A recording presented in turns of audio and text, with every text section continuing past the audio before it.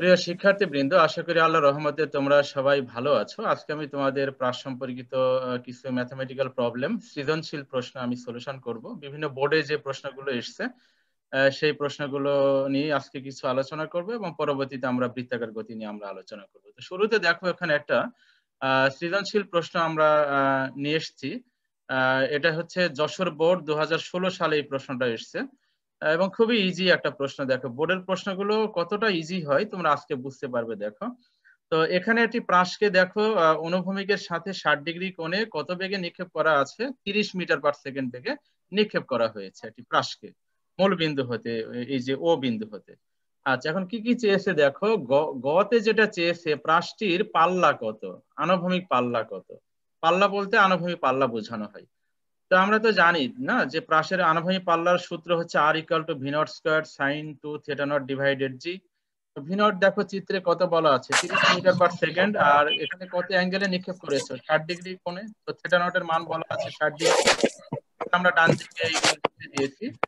আর অভিকর্ষজ ত্বরণ জি এর মান কত জানি আমরা, 9.8, তাই না? তাহলে এই মানগুলো এখানে অ্যাপ্লাই করলে আমরা পাল্লা পেয়ে যাচ্ছি কত, 9.53 মিটার। দেখো তো পাল্লা বের করার ব্যাপারটা ক্লিয়ার হয়েছে কিনা সবাই? এটা গতে এসছে 3 মার্কের। জি আচ্ছা, স্যার। এবারে দেখো পরে যে প্রশ্নটা চেয়েছে খুবই গুরুত্বপূর্ণ, একটু ভালো করে দেখো প্রশ্নটা আগে দেখো। যে প্রাসটির নিক্ষেপণ বিন্দু থেকে এক্স অক্ষ বরাবর 20 মিটার দূরে 25 মিটার উঁচু দেওয়াল অতিক্রম করতে পারবে কিনা। আচ্ছা, বলতো প্রাসটির নিক্ষেপণ বিন্দু ও হতে কত দূরে দেওয়ালটা অবস্থিত আছে, আনুভূমিক কত দূরত্ব বরাবর? 20 মিটার। 20 20 মিটার। দূরত্বে, তাই না? তো আমরা ধরো এই যে আমি দেখো এখানে একটা চিত্র ড্রয়িং করছি, খেয়াল করো। এই যে মূল বিন্দু থেকে এই পর্যন্ত ধরো 20, হ্যাঁ। এবার এই জায়গায় একটা ওয়াল দাঁড় করানো আছে, এই যে আমরা ভার্টিক্যাল যে রেখাটা উপরের দিকে টানা হলো সেটাই হচ্ছে ধরো একটা ওয়াল বা দেওয়াল বা অন্য যে কোনো খুঁটি হতে পারে, অনেক কিছু হতে পারে আর কি। তো সেই দেওয়ালটার আবার উচ্চতা কত বলা আছে বলো তো? 25। 25 মিটার। 25 আচ্ছা, মিটার। এখন বলো তো আমরা এই অঙ্কের যে ডাটাগুলো আছে, ভি নটের মান 30, থিটা নটের মান হচ্ছে 60, এই ডাটাগুলো ব্যবহার করে আর দেওয়ালটা কত দূরে আছে সেটা হচ্ছে 20 মিটার দূরত্বে। বলো তো এই 20 মিটার দূরত্ব কি এক্স এর মান না ওয়াই এর মান বলো তো? এই 20 মিটার এক্স এর মান। এক্স এর মান, তাহলে এক্স এর মান জানা, ভি নটের মান জানা, থিটা নটের মান জানা। তাহলে এই মানগুলো ব্যবহার করে আমরা ওই 20 মিটার দূরত্বে এই ডাটাগুলো ব্যবহার করে আমরা কত হাইট পাচ্ছি সেটা আমাদের বের করতে হবে। তা হাইট বলতে কোন দূরত্ব বোঝানো হয়? ভার্টিক্যাল ওয়াই অক্ষে বরাবর ওয়াই অক্ষ বরাবর দূরত্ব বোঝানো হয়।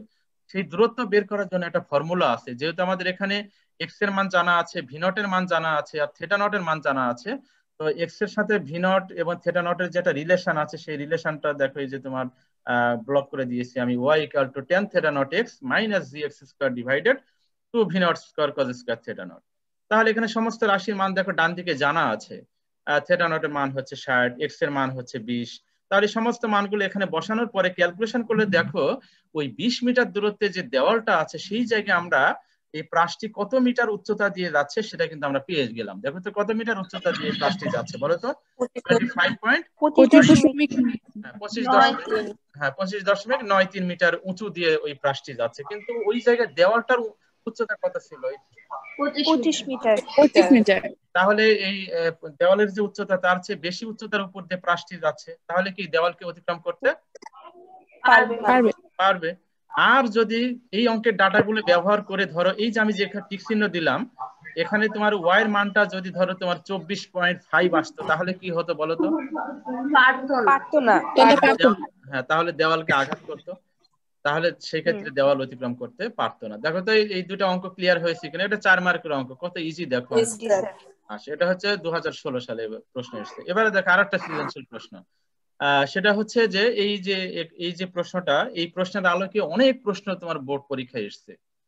ক্রিকেট খেলা, ফুটবল খেলা নিয়ে অনেক প্রশ্ন কিন্তু বোর্ড পরীক্ষায় এসেছে। তো একটা অঙ্ক ভালো করে বুঝলে বাকি সবগুলো তুমি পারবে। তো দেখো এখানে কি অঙ্ক বলা আছে, গোলরক্ষকের 80 মিটার সামনে থেকে একজন ফুটবল খেলোয়াড় অনুভূমিকের সাথে 30 ডিগ্রি কোণে 25 মিটার পার সেকেন্ড বেগে বল কিক করেন। আচ্ছা, বলো তো গোলকিপার হতে কত দূরে সামনে খেলোয়াড়টা আছে 80 মিটার দূরত্বে? তাহলে বলো এই 80 মিটার দূরত্বটা কার মান বলো তো, ওয়াই এর মান না এক্স এর মান বলো? এক্স এর মান। এটা এক্স এর মান। দেখো অঙ্কের ডাটাগুলো থেকে কিন্তু তোমার এইগুলো বের করে নিয়ে আসতে হবে, রাশিগুলো। আর 30 ডিগ্রি তো নিক্ষেপণ কোণ, এটা নট। আর 25 মিটার পার সেকেন্ড এটা কি নিক্ষেপণ বেগ 25, এটা ভি নট। তাই না? এখন দেখো একই সময়ে গোলকিপার বলটি ধরার জন্য বলের দিকে, গোলকিপারটা বলটা ধরার জন্য কি করছে, সে বলের দিকে 10 মিটার পার সেকেন্ড সমবেগে দৌড়ে যান। ওকে, আচ্ছা এখানে জি এর মানটা বলা আছে 9.8। আচ্ছা এখন কি চেয়েছে, কতে চেয়েছে কি, কিক করার 0.5 সেকেন্ড পরে বলের বেগ কত। তো বেগ বের করার ফর্মুলা কি, বেগের ক্ষেত্রে দুইটা উপাংশ থাকবে, একটা আনুভূমিক উপাংশ আর একটা হচ্ছে উলম্ব উপাংশ, তাই না? আচ্ছা তো আনুভূমিক উপাংশ বের করার নিয়ম কি, দেখো আমি সরাসরি প্রশ্নে চলে যাচ্ছি। দেখো V X equal to V X naught plus X into T. আচ্ছা বলো তো আনুভূমিক বেগ কি সময়ের উপরে নির্ভর করে না সময়ের সাথে অপরিবর্তিত থাকে, বলো। সময়ের সাথে অপরিবর্তিত থাকে সময়ের সাথে অপরিবর্তিত থাকে, কেন থাকে বলো তো? স্যার, কারণ সেখানে কোনো ত্বরণ থাকে না। ভেরি গুড, প্রাসের গতির ক্ষেত্রে আনুভূমিক কোনো ত্বরণ থাকে না। তাহলে এখানে এই যে দেখো এখানে সেই সূত্রটা লেখার পরে দেখো ভি এক্স নট এর পরিবর্তে নিক্ষেপণ বিন্দুতে মূল নিক্ষেপণ বেগের উপাংশ, সেটা কত, V naught cos theta not, তাই না? আর এখানে এক্স এর মানটা কত হবে, 0 হবে। দেখো খেয়াল করো, তাহলে এখানে মান বসানো হচ্ছে, ভি নট এর মান হচ্ছে তোমার 25, থিটা নট এর মান হচ্ছে 30। আর এখানে এই যে এক্স 0 হওয়ার কারণে টোটাল টার্মটা এ এক্স টি গুণ করলে কত হয়ে যাবে, 0 হয়ে যাবে, এই যে ডান দিকে 0। ওকে, তাহলে আমরা এখানে ভি এক্স পেয়ে গেলাম। একইভাবে V Y is equal to V Y naught plus A Y into T. এই ক্ষেত্রে কিন্তু উলম্ব বেগটা সময়ের উপরে নির্ভর করে, কেননা এখানে উলম্ব ত্বরণ আছে, অভিকর্ষের ত্বরণটা কাজ করে, তাই না? তাহলে এখানে আমরা কি লিখবো, V Y equal to V naught sine theta naught plus A Y T. তো ভি নট এর মান কত 25, থিটা নট এর মান কত 30। আর এখানে এ ওয়াই কিন্তু মাইনাস জি, হ্যাঁ এ ওয়াই হচ্ছে মাইনাস জি, তো মাইনাস আর জি 9.8, আর কত সময় পরে বেগ যাচ্ছে তুমি 0.5 সেকেন্ড। তাহলে ক্যালকুলেশন করলে আমরা কি পেয়ে গেলাম, ভি ওয়াই পেয়ে গেলাম। তাহলে দেখো এই যে ভি এক্স আর ভি ওয়াই কিভাবে ক্রিয়াশীল, লম্বভাবে ক্রিয়াশীল। তাহলে আমার লব্ধি বেগটা দেখো এই যে উপরে লেখা আছে, দেখো লব্ধি বেগ V equal to V X square plus root over V X square plus V Y square. তো ভি এক্স এর মান পেয়ে গেলাম 21.65 আর ভি ওয়াই এর মান পেয়ে গেলাম 7.6। এবার এখানে রুটের মধ্যে সে মানটা নিয়ে এসে ক্যালকুলেশন করলে আমরা ফাইনালি ওই 0.5 সেকেন্ড পরে বেগ হচ্ছে প্রাসটির 22.95 মিটার পার সেকেন্ড। দেখো তো যে কোনো সময় পরে আমরা কিভাবে বেগ বের করলাম, ক্লিয়ার হয়েছে কিনা? জি স্যার। জি স্যার। এবারে দেখো পরে কি প্রশ্ন চেয়েছে, যে বলটি ভূমিতে পড়ার আগে গোলকিপার বলটি ধরতে পারবে কিনা, গাণিতিক বিশ্লেষণ করে মতামত দাও। বলটি ভূমিতে ভূমিতে পড়ে গেলে তো সে বল ওটা তো ধরার কোনো বিষয় না, ভূমিতে পড়ার আগে সে ধরতে পারবে কিনা সেটা এখানে বের করতে বলেছে তোমাদের। আচ্ছা তাহলে সেটাকে আমরা বের করার জন্য দেখো আমরা কিভাবে এটাকে বের করতে পারি। দেখো প্রথমে দেখো আমি যদি এখানে একটা চিত্র দিই, খেয়াল করো আমি এখানে একটা চিত্র দিচ্ছি, ধর এটাই হচ্ছে সেই প্রাস, হ্যাঁ এটাই হচ্ছে সেই প্রাস। আচ্ছা আমি এখান থেকে একটু চিত্রটা অন্যদিকে দেখাই, ধর এই জায়গায় আমি একটু ড্রয়িং করলাম, হ্যাঁ প্রাসটার চিত্রটা আমি একটু ড্রয়িং করি, ধরো এটাই হলো সেই প্রাস। ওকে, আচ্ছা এখন বলো তো এই প্রাসটার নিক্ষেপণ বিন্দু হতে এই পয়েন্টে আসতে যে সময়, সেই সময়টার নাম কি, বিচরণকাল। তাহলে বিচরণকাল সময়টাকে আমরা এই সমীকরণ জানি আমরা, T equal to V naught sine theta naught by T. তো সবগুলো মান জানা আছে, ক্যালকুলেশন করলে আমরা দেখো বিচরণকাল পেয়ে যাচ্ছি 2.55 সেকেন্ড। এখন ধরো খেয়াল করো, এদিকে একটু খেয়াল করো, এই জায়গায় তোমার ওই গোলকিপারটা, গোল রক্ষকটা আছে, এই জায়গায় আমার ডটটা বোঝা যাচ্ছে কোথায়, এই জায়গায়, এই জায়গায় তোমার গোলকিপার উপস্থিত। আচ্ছা বলো তো তাহলে তোমার এই পয়েন্ট হতে এই গোলকিপার পর্যন্ত যে দূরত্ব, এই দূরত্বটা কত বলো, নিচে যে আমি রেখা টানলাম এই দূরত্বটা কত? 80 মিটার স্যার। এই দূরত্বটা হচ্ছে 80 মিটার। 80 মিটার ওই তোমার গোলকিপার হতে 80 মিটার দূরত্ব থেকে সে বলটা কিক করেছে, তাহলে এই টোটাল যে দূরত্বটা নিচে সেটা হচ্ছে 80। আচ্ছা এখন তোমার এই যে বিচরণকাল, এই বিচরণকাল সময় ধরে কি বলটা শূন্যে ভাসমান থাকবে। বিচরণকাল নাম তো ওই জন্য হয়েছে, উড্ডয়নকাল, ভ্রমণকাল, বিচরণকাল, বা কত সময় শূন্যে ভাসমান থাকবে। তাহলে আমরা এখন এই খেলোয়াড়টা কত সময় তাহলে তোমার বলের দিকে আসবে, উত্তর হচ্ছে যতক্ষণ বলটা শূন্যে ভাসমান ছিল ততক্ষণ সময় পর্যন্ত। তাহলে এবং খেলোয়াড়টা কিভাবে বলের দিকে যাচ্ছে, খেয়াল করো খেলোয়াড়টা হচ্ছে বলের দিকে যে যাচ্ছে এটা সমবেগে। তাহলে সমবেগের ক্ষেত্রে দূরত্ব নির্ণয়ের ফর্মুলা কি বলতো, এই যে S equal to V T, S equal to V T. হ্যাঁ এই যে এস ইকুয়াল টু ভিটি। আচ্ছা তো ভি এর মান মানে খেলোয়াড় যে বেগে বলের দিকে সমবেগে যাচ্ছে, তো ভি এর মান এখানে অঙ্কে বলা আছে দেখো 10। এই যে দেখো উপরে অঙ্কে বলা আছে তোমার এই যে 10 মিটার পার সেকেন্ড সমবেগে দৌড়ে যাচ্ছে বলের দিকে। তাহলে তোমার সেখানে ভি এর জায়গায় কত লিখেছি আমরা 10, আর টি এর জায়গায় আমরা কত লিখেছি, যেহেতু বিচরণকাল সময় পর্যন্ত বলটি শূন্য ভাসমান থাকে তাহলে সেই সময় তার অতিক্রান্ত দূরত্ব বের করতে হবে, তাহলে 2.55 সেকেন্ড। তাহলে ক্যালকুলেশন করে আমরা দেখতে পেলাম যে এই গোলরক্ষক তার আগের অবস্থান থেকে বলের দিকে কত দূরত্ব অতিক্রম করেছে বলো? 25.5 মিটার, 25.5 মিটার। দেখো তো এটা ক্লিয়ার হয়েছে কিনা, যে তোমার গোলরক্ষক বলের দিকে কত দূরত্ব গিয়েছে। এখন দেখো বলটা কত দূরত্ব গিয়ে পড়বে সেটা তোমাকে বের করতে হবে। সেটা বের করার জন্য আমরা প্রথমে প্রাসটার আগে পাল্লা বের করে নিব। পাল্লার ফর্মুলা আমরা জানি যে r = v naught square sin 2 θ naught divided g। এগুলো কি পড়েছে তোমরা, মনে আছে এই সূত্রগুলো? জি স্যার। হ্যাঁ, লেখাপড়া করতে হবে, ভালো করতে হবে, পরীক্ষায় ভালো করতে হবে, ভালো রেজাল্ট করতে হবে এবং ভালো মানুষ হতে হবে। আচ্ছা, তো r = v naught square sin 2 θ naught by g। তো এখানে মানগুলো অ্যাপ্লাই করো, মানগুলো অ্যাপ্লাই করলে আমরা পাল্লা পেয়ে যাচ্ছি 55.25। তো পাল্লা বলতে অ্যাকচুয়ালি ওই যে প্রাসটি যে বিন্দু থেকে নিক্ষেপ করেছো, যে হাইট থেকে ওই হাইট আবার ফিরে আসতে যে দূরত্বটা, এই যে আমি রেখা টেনে দিচ্ছি, এই দূরত্বটাই হচ্ছে পাল্লা। ওকে, আচ্ছা। এখন আমার এই খেলোয়াড়টা কত দূরে ছিল গোলরক্ষক হতে? 80 মিটার দূরত্বে ছিল। তাহলে সেই 80 মিটার দূরত্ব থেকে যদি আমরা পাল্লাটা মাইনাস করি, তাহলে দেখো আমরা এখানে কত দূরত্ব পেয়েছি, আমি একটু চিহ্ন দিয়েছি দেখো, 24.77। 24.77। তার মানে কি? তার মানে মাটি স্পর্শ করার পূর্বে গোলকিপার যদি বলের দিকে কমপক্ষে 24 পয়েন্ট, মানে ওই যে টোটাল দূরত্ব থেকে যদি পাল্লাটা মাইনাস করি, তাহলে আমরা এখানে যে দূরত্ব পাচ্ছি 24.77 মিটার, ন্যূনতম এই দূরত্ব অতিক্রম করতে পারেন। কিন্তু দেখো তো খেলোয়াড় কত দূরত্ব অতিক্রম করে গিয়েছে? 25.5। তাহলে কি বলটা পড়ার পরে গিয়েছে সে, না আর আগে গিয়েছে বলো? বেশি দূরত্ব আগে। তাহলে আগে ধরো এই যে এই পয়েন্টে ধরো অবস্থান করছে, তো এই পয়েন্টে যখন সে অবস্থান করবে তখন বলটা কি ভূমিতে পড়ে গিয়েছে না আর শূন্যে ভাসমানই আছে? ভাসমান আছে। তার মানে কি সে বলটা ভূমিতে পড়ার আগে সে কি শূন্যে ধরতে পারবে। ক্লিয়ার হয়েছে সবাই? জি স্যার।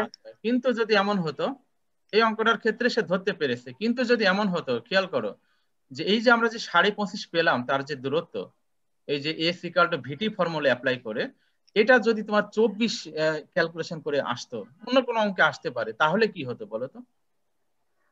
ধরতে পারতো না বলটাকে। তাহলে তো সে বল পড়ার অনেক পিছনে ছিল, তাই না? বল যেখানে পড়েছে তারও পিছনের দিকে ছিল সে, ফলে সে কি মানে বল পর্যন্ত সে পৌঁছাতেই পারে নাই। তার মানে কি সে বলটা ধরতে পারবে না। এরকম সিচুয়েশনে আর যদি সমান হতো?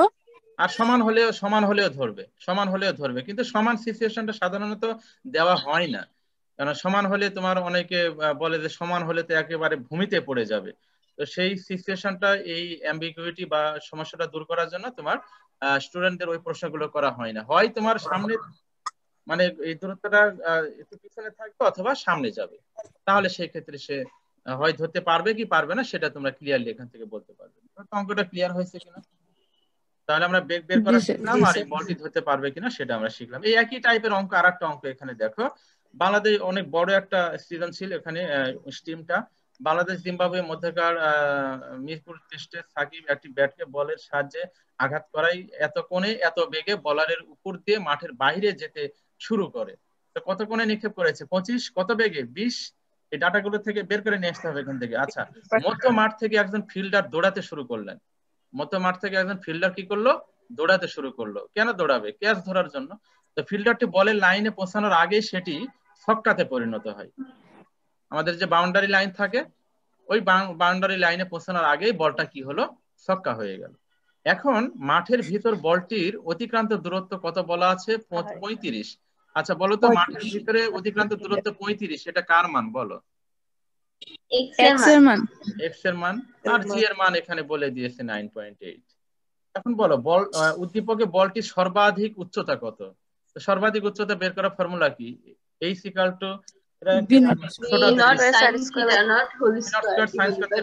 2g। তো সেই ফর্মুলা অ্যাপ্লাই করলে আমরা ক্যালকুলেশন গুলো চেক করে, হ্যাঁ বইতে অনেক সময় ভুল থাকে, তো তাহলে আমরা সর্বোচ্চ উচ্চতা পেয়ে গেলাম 200 মিটার। এটা গতে এসছে।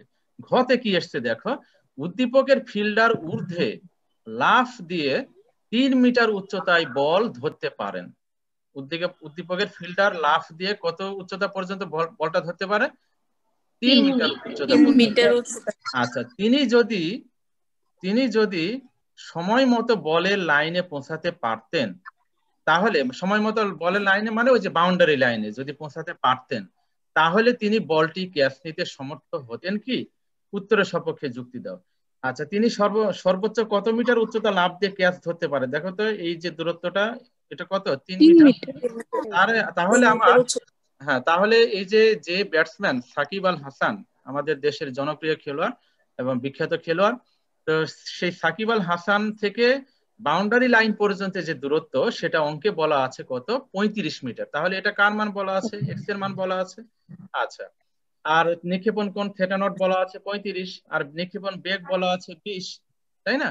আচ্ছা, এখন আমরা এই ডাটাগুলো যদি ব্যবহার করি, করে ওই বাউন্ডারি লাইনে, যদি খেলোয়াড়টা বাউন্ডারি লাইনে পৌঁছাতে সক্ষম হন, তাহলে সেই জায়গায় আমরা হাইটটা বের করব। আচ্ছা, তো হাইট বের করার ফর্মুলা সবসময় এটা ইউজ করবে যদি আনুভূমিক দূরত্ব বলা থাকে, নিক্ষেপণ কোণ বলা থাকে, আর নিক্ষেপণ বেগ বলা থাকে, তাহলে এই ফর্মুলাটা ব্যবহার করবে। এই ফর্মুলার অনেক ব্যবহার আছে। আচ্ছা, তাহলে আমরা এটা ব্যবহার করে সমস্ত মান জানা আছে, কিন্তু এক্স এর মান 35, থিটা নট এর মান 45, আর এক্ষেত্রে ভি নট এর মান তো বলাই আছে তোমার 20। তাহলে ক্যালকুলেশন করলে দেখো আমরা এখানে ওয়াই এর মানটা পেয়ে যাচ্ছি 4.99।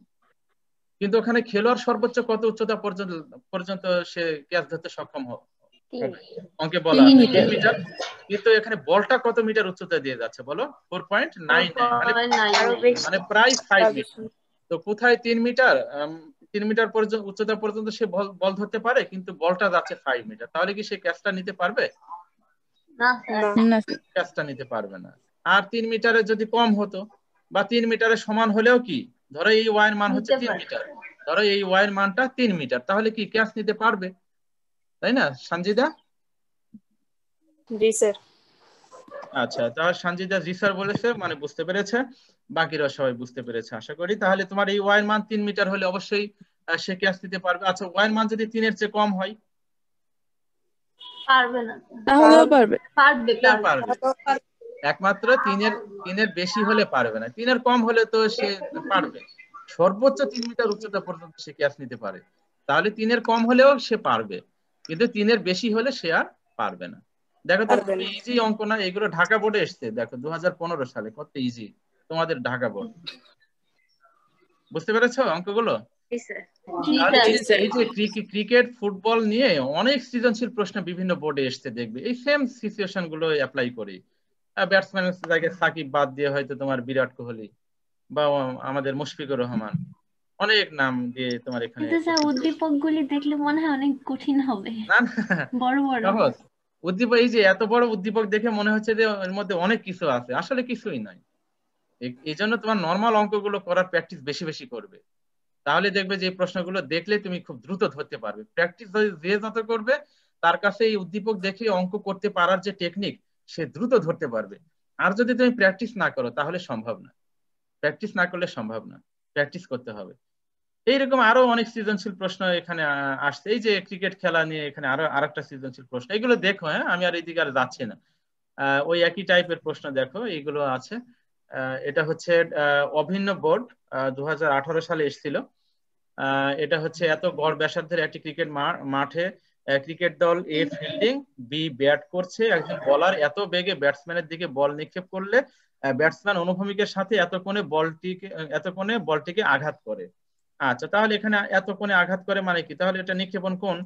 আর এখানে তোমার এই যে 100 কিলোমিটার পার সেকেন্ড, এটা হচ্ছে নিক্ষেপণ বেগ। তো kilometre per second metre per সেকেন্ডে নিয়ে আসতে হবে, তাহলে মিটার পার সেকেন্ডে আনলে 27.8 হবে। আচ্ছা, এবারে কি ফলে বলারের নিক্ষেপ বেগের সমান বেগ লাভ করে, মানে যে বেগে বলার নিক্ষেপ করেছিল ব্যাট দিয়ে বলকে আঘাত করার ফলে সেই একই বেগ লাভ করে। তার মানে এই যে এই বেগটা লাভ করেছে নিক্ষেপণ বেগ। তো সংশ্লিষ্ট ব্যাটসম্যান হতে 20 মিটার দূরে অবস্থানরত একজন ফিল্ডার ব্যাটসম্যান কর্তৃক বলে আঘাত করার সাথে সাথে বলের অভিমুখে 10 মিটার পার সেকেন্ড বেগে দৌড় দেয়। আচ্ছা, 10 মিটার পার সেকেন্ড বেগে দৌড় দেয়, এখানে সমবেগে যাচ্ছে না কিভাবে যাচ্ছে সেটা বলা নাই। বলা না থাকলে এক্ষেত্রে সমবেগ ধরে তোমাকে অঙ্ক করতে হবে। বুঝতে পেরেছো? যদি বলা না থাকে, কেননা সমবেগ ছাড়া এক্ষেত্রে অঙ্কগুলো করা সম্ভব না। আচ্ছা, তাহলে সেক্ষেত্রে আমার এই অঙ্কটা আর আগের অঙ্কটা কি, প্রথম অঙ্কটা কি সেম ছিল না? এই যে 10 মিটার পার সেকেন্ড বেগে দৌড়ে যাচ্ছে। তাহলে এখন কি চেয়েছে? উদ্দীপকের বলটি সর্বাধিক উচ্চতা কত? সর্বাধিক উচ্চতা বের করার ফর্মুলা আমরা জানি, এই সিকাল V naught square sine square naught by 2g। তাহলে সর্বোচ্চ উচ্চতা হচ্ছে এইটা। এবারে সে বলটি ক্যাচ আউট করতে পেরেছিল কিনা, তাহলে এখানে বিচরণ কালটা বের করো। বিচরণকালটা বের করে তোমার তার অতিক্রান্ত দূরত্বটা বের করো। তো অতিক্রান্ত অনেক ভাবে করা যায়। এখানে তোমার এটা বলের অতিক্রান্ত দূরত্ব ওরা বের করছে। তাহলে বলের অতিক্রান্ত দূরত্ব মানে বিচরণকাল সময় পর্যন্ত বলের অতিক্রান্ত দূরত্ব। তো সেটা কত? 68.3 মিটার। আর ফিল্ডার কর্তৃক অতিক্রান্ত দূরত্ব কত? ফিল্ডার কর্তৃক অতিক্রান্ত দূরত্ব হচ্ছে ওই যে এস ইকুয়াল টু ভিটি যে ফর্মুলাটা, খেয়াল করো, এস ইকুয়াল টু ভিটি, ফিল্ডারটা সমবেগে দৌড়াচ্ছে। তাহলে তোমার এই ফিল্ডার কর্তৃক অতিক্রান্ত দূরত্ব এস টু ইকুয়াল টু ভিটি, তো ভি হচ্ছে 10, টি হচ্ছে 2.85। এই যে বিচরণকাল যে সময়টা সেটা এখানে অ্যাপ্লাই করা হয়েছে। তো ক্যালকুলেশন করলে আমরা কত পেয়ে যাচ্ছি? ফিল্ডার কর্তৃক অতিক্রান্ত দূরত্ব 28.4 মিটার। আচ্ছা, তাহলে ব্যাটসম্যান থেকে ফিল্ডারের চূড়ান্ত দূরত্ব, ব্যাটসম্যান থেকে ফিল্ডারের যে চূড়ান্ত দূরত্ব সেটা কত? সেটা হচ্ছে, দেখো উপরে একটা তথ্য বলা আছে, দেখো উপরে তথ্যটা হচ্ছে যে ওই ব্যাটসম্যান হতে ফিল্ডারটা কত দূরত্বে ছিল। এই যে দেখো, এই যে 20 মিটার, এই যে উদ্দীপকে বলা আছে কত দূরত্বে অবস্থান করছিল ফিল্ডারটা? 20 মিটার। 20 মিটার। আর ফিল্ডার কত দূরত্ব অতিক্রম করেছে এখানে? এই যে S equal to V T formula apply করে কত দূরত্ব? 28.4। 28.4 মিটার। আচ্ছা, 28.4 মিটার। আর তোমার সে ছিল হচ্ছে 20 মিটার দূরত্বে। তাহলে তোমার টোটাল ব্যাটসম্যান থেকে ফিল্ডারের যে টোটাল দূরত্ব সেটা কত হতে হবে? কত আসছে এখানে? 44.8, 44.8, তাই না? কিন্তু 48.8। হ্যাঁ, 48.8। কিন্তু এখানে দেখো যে তোমার বলটা কত দূরত্ব অতিক্রম করেছে বলো তো? 68.3। x equal to এই যে ফর্মুলাটা, x equal to v naught cos theta naught into t, বল কত দূরত্ব অতিক্রম করেছে? 68.3 মিটার। বেশি। তাহলে কিন্তু এই সময় ব্যাটসম্যান থেকে বলের দূরত্ব এত, ব্যাটসম্যান থেকে বলের দূরত্ব এত, অতএব ফিল্ডারের পক্ষে ব্যাটসম্যানকে ক্যাচ আউট করা সম্ভব নয়। যদি সমান হতো তাহলে কি হতো? যদি সমান হতো, যদি সমান হতো তাহলে সম্ভব হতো। যদি এই দূরত্বের চেয়ে বেশি হতো, ধরো এই যে 48 পয়েন্ট কত যেন 88, এই মানটা যদি তোমার 68.3 চেয়ে একটু বেশি হতো তাহলে কি হতো বলো তো? তাহলে ক্যাচ আউট করতে পারতো। তাহলে সম্ভব। কিন্তু এই যে ফিল্ডারের যে দূরত্ব সেটা যদি কম হয় তাহলে সেক্ষেত্রে সম্ভব। এরকম অনেক সিচুয়েশনের অঙ্ক তোমার বিভিন্ন বোর্ডে এসছে, তোমরা এই প্রশ্নগুলো সলিউশন করবে। মোটামুটি আমরা আজকে 4টা সৃজনশীল প্রশ্ন সলিউশন করলাম। এই রিলেটেড আরো অনেক অঙ্ক আছে, তোমরা দেখবে। এবং সাথে সাথে তোমাদের উপকারের জন্য আমি অলরেডি আমার ইউটিউব চ্যানেলে দেখবে অনেক আগে আমি বেশ কয়েকটা ভিডিও আমি আপলোড করেছি, তোমরা একটু দেখো এই ভিডিও, এই প্রাস সম্পর্কিত 4টা-5টা ভিডিও আপলোড করা আছে, ওগুলো দেখো, তোমাদের বুঝতে সুবিধা হবে, উপকার হবে। আচ্ছা, যে মিউট করে কথা বলো। আমার সেলাই কি শুকিয়ে গেছে নাকি? সঞ্জিদা শিমু। সঞ্জিদা শিমু, কথা আসতে বলো। আচ্ছা, ক্লাসের সময় পারিবারিক কাজ না করাই ভালো, পরে করো। আচ্ছা, এখন আমরা আরেকটা গতি পড়বো, সেটা হচ্ছে বৃত্তীয় বা বৃত্তাকার গতি। আমরা এই চ্যাপ্টারের শুরুতে যে গতিটা পড়েছি সেটা হচ্ছে straight line, motion in straight line, রৈখিক গতি। এরপরে আরেকটা গতি পড়লাম প্রাসের গতি, এটা হচ্ছে তোমার মোশন ইন এ প্লেন, মানে কোনো সমতলে গতি, যেটা হচ্ছে দ্বিমাত্রিক গতি। আর আজকে আমরা আরেকটা গতি পড়বো, সেটা হচ্ছে বৃত্তীয় বা বৃত্তাকার গতি। এই গতিটা কিন্তু রৈখিক গতির সাথে অনেকটা মিল আছে, লিঙ্ক আছে, কিন্তু একটু পার্থক্য আছে। তো সেই পার্থক্যগুলো আমি আজকে তোমাদের ক্লিয়ার করে দিচ্ছি। তো বৃত্তীয় বা বৃত্তাকার গতি নাম থেকে যে বোঝা যাচ্ছে, তাই না, যে কোনো একটা বস্তু যদি কোনো বিন্দু বা অক্ষকে কেন্দ্র করে ঘূর্ণনশীল হয় তাহলে সেই বস্তুর গতিকে আমরা কি গতি বলবো? বৃত্তাকার গতি বা বৃত্তীয় গতি, সার্কুলার মোশন। তাহলে সার্কুলার মোশনের সংজ্ঞা হলো যে কোনো বস্তু যদি কোনো বিন্দু বা অক্ষকে কেন্দ্র করে ঘূর্ণনশীল হয়, ঘুরতে থাকে, রোটেট করে, তাহলে সেই বস্তুর গতিকে আমরা কি গতি বলবো? বৃত্তাকার গতি বলবো। আচ্ছা, এখন এই বৃত্তাকার গতির ক্ষেত্রে মাথায় রাখতে হবে, আমি সেটা বোঝানোর জন্য আমি এখানে একটা চিত্র দিয়েছি। এই সার্কুলার পথে একটা বস্তু ঘূর্ণনশীল। আচ্ছা, কোন একটা সময় তার অবস্থান ছিল ধরো এ তে, সার্টেন টাইম পরে তার অবস্থান হয়ে গেল বি তে, কেননা বৃত্ত হচ্ছে তো ঘূর্ণনশীল, তাই না? তাহলে তার অবস্থার পরিবর্তন হবে। আচ্ছা, বলতো এই বস্তু কোনটা যখন এ থেকে বি তে যাবে, তখন এ থেকে বি তে যাওয়ার ফলে কেন্দ্রে কিন্তু একটা কোণ অতিক্রম করে যাচ্ছে, দেখো একটা অ্যাঙ্গেল অতিক্রম করে যাচ্ছে, বাংলা ভাষায় যেটাকে আমরা বলি কোণ। এই কোণটাকে বলা হয় তোমার কৌণিক সরণ বলা হয়। এই কোণটার নাম হচ্ছে কৌণিক সরণ। অর্থাৎ বৃত্তপথে ঘূর্ণনশীল কোন একটি বস্তু কণা একটি অবস্থান হতে অপর অবস্থানে গেলে ওই বস্তুটি যে কোণ অতিক্রম করে যায় এই কোণটার নামই হচ্ছে কৌণিক সরণ। এবং এই কৌণিক সরণটাকে আমরা কি দিয়ে প্রকাশ করি? থিটা দিয়ে প্রকাশ করি। তাহলে বৃত্তের পথে অবস্থানরত কোন একটা বস্তুর দুটি অবস্থান বৃত্তের কেন্দ্রে যোগ করে দেওয়া হলে এখানে যে কোণটা উৎপন্ন হচ্ছে, এই যে থিটা যে অ্যাঙ্গেলটা, এই কোণটাই হচ্ছে তার কি সরণ? কৌণিক সরণ। দেখো তো কৌণিক সরণের ব্যাপারটা ক্লিয়ার হয়েছে কিনা, যে কৌণিক সরণ কাকে বলে? জি স্যার। আচ্ছা, বলো তো সরণ থেকে আমরা কি ডিফাইন করি? রৈখিক গতি থেকে বলো, সরণ দিয়ে আমরা কাকে ডিফাইন করি বলো? বেগ। বেগ। বেগ।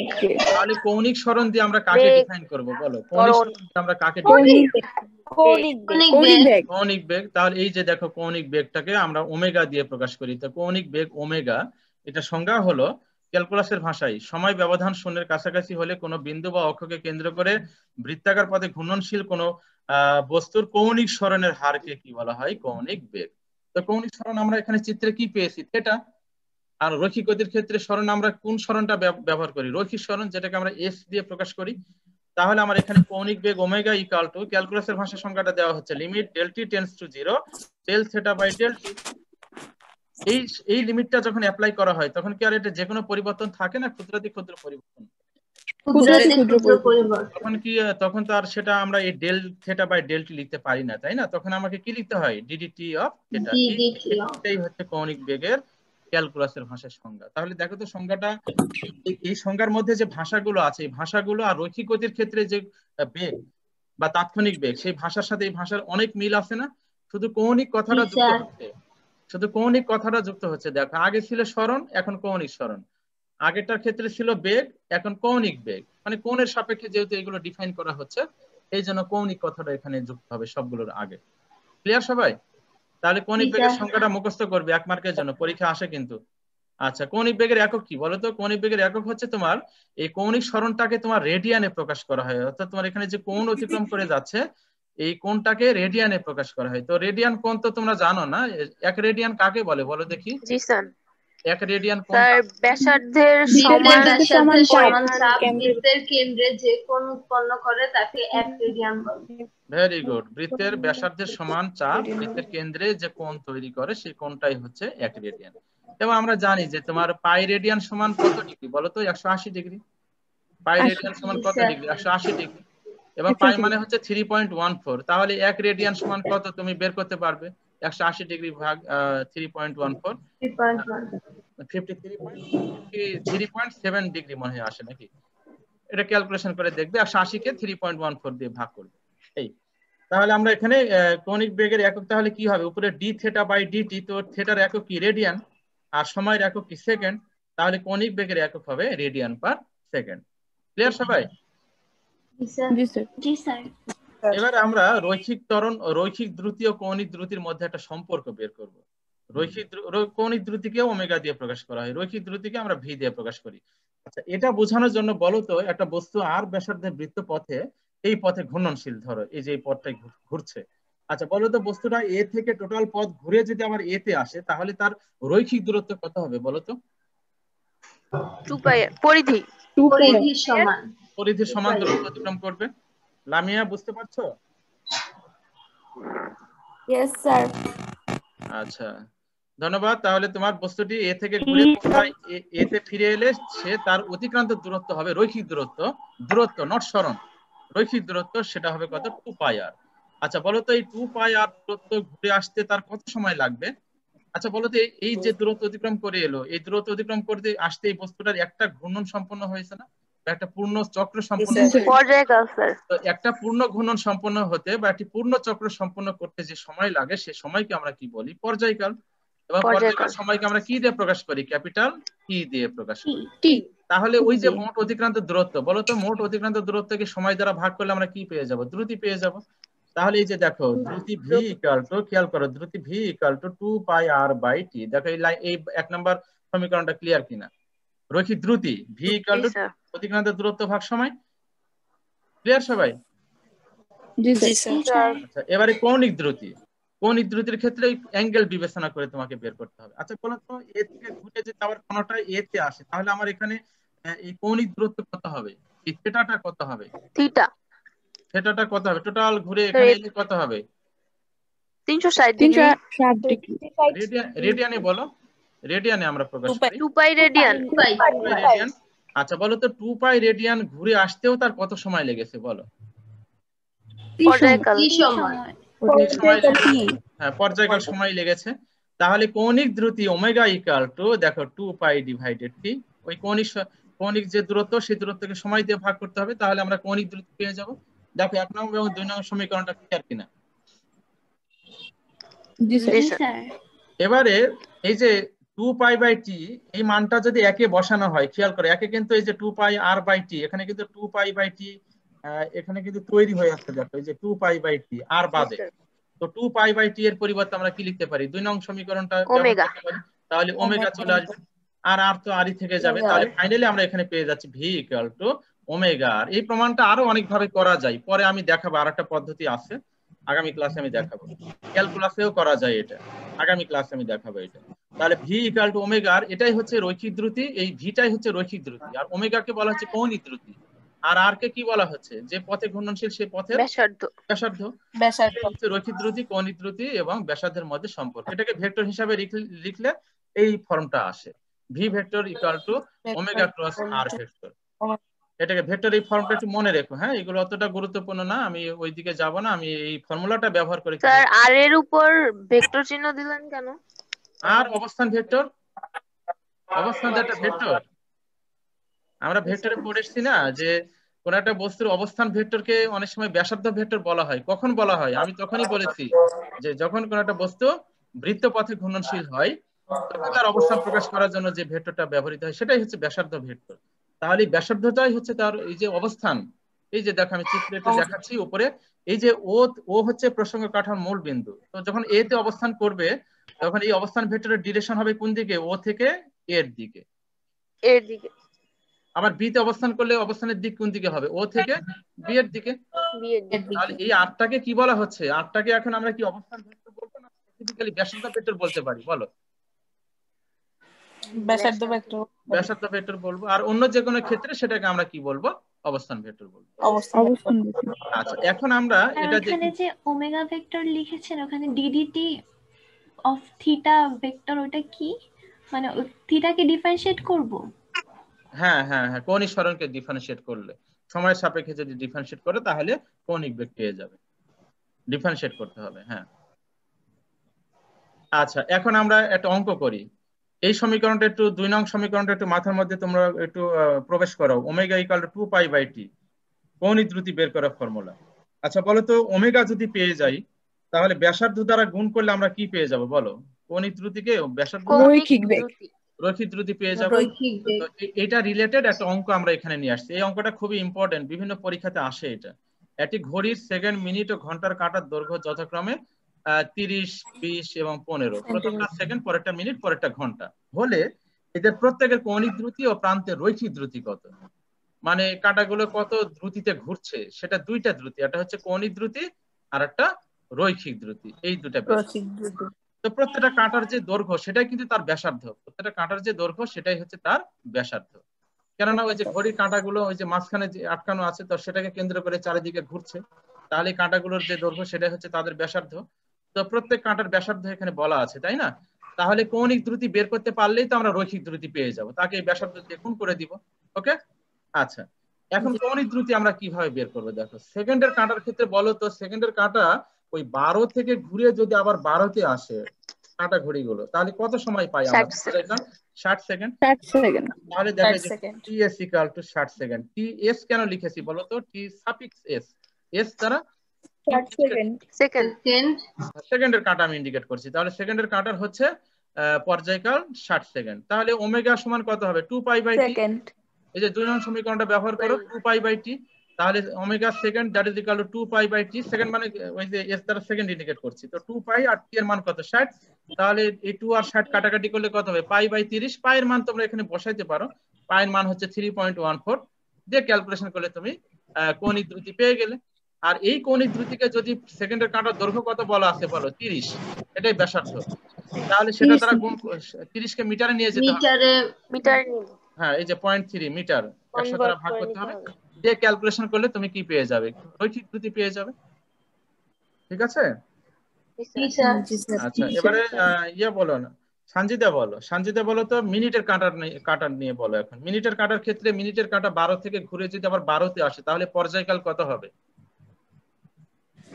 স্যার তাহলে প্রথমে সেকেন্ড 36 সেকেন্ড হবে, তারপর ওই 36 সেকেন্ড থেকে কৌণিক দ্রুতি বের করা হলে তো কৌণিক দ্রুতির ওমেগা থেকে আবার রৈখিক ওইটা আমি দ্রুতি বের জানতে করে চাচ্ছি দেব। না, এই টি বের করতে পারলে তো অঙ্কটা হয়ে যাবে তাই না, বাকিগুলো বলার দরকার নেই, টিটাই তো আসল।